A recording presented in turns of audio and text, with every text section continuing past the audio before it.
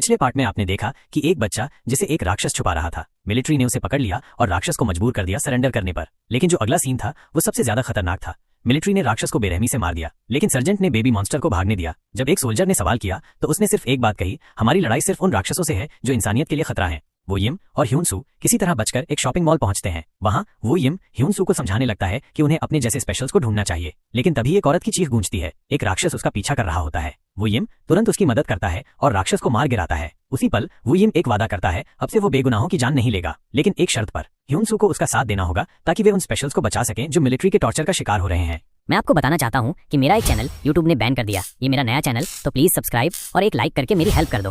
ह्यून-सू थोड़ा सोचता है और फिर मान जाता है। दोनों लैब की तरफ निकलते हैं, लेकिन रात के अंधेरे में एक अजीब हादसा होता है। वो यिम के दिमाग में सांग वूक की यादें लौट आती हैं। उसे रोड पर यूरी का अक्स दिखने लगता है। ये हेलुसिनेशन इतने ज्यादा स्ट्रांग होते हैं कि उनका ध्यान भटक जाता है और उनकी गाड़ी एक सोल्जर से टकरा जाती है। एक्सीडेंट के बाद सोल्जर बुरी तरह घायल होता है और दर्द से तड़प रहा होता है। मुझे मार दो, दुख खत्म कर दो, सोल्जर कमजोर आवाज में कहता है। ह्यून-सू पहले झिझकता है, लेकिन फिर उसकी आखिरी इच्छा पूरी कर देता है। दूसरी तरफ वो यिम भी एक्सीडेंट से बच जाता है, लेकिन वो महसूस करता है कि सैन जोस का शरीर अब कमजोर पड़ रहा है। उसका राक्षस अब उसका साथ नहीं दे रहा। जब सैन जोस डर से रेंगने लगता है, वो यिम उसे देखकर कहता है, तू सिर्फ एक परजीवी पैरासाइट है जो बस जिंदा रहना चाहता था। फिर भी वो यिम उसे मिलिट्री के पास ले जाने लगता है, लेकिन तभी गोलियां चलती हैं। दोनों बेहोश हो जाते हैं। दूसरी तरफ ये कियांग मिलिट्री कैंप में घुसने में सफल हो जाती है, लेकिन जो वहां देखती है वो उसके होश उड़ा देता है। उसके पति का शरीर पूरी तरह काटकर जांचा गया होता है। तभी एक और भी ज्यादा डरावना पल आता है। उसे पेट में तेज दर्द महसूस होता है। उसके पेट में उसका बच्चा एक मोमेस्टर बन रहा था। क्या ये कियांग का बच्चा सच में एक राक्षस है? अगर हाँ, तो क्या वो इसे रोक पाएगी या फिर ये एक नए खतरनाक चैप्टर की शुरुआत होगी?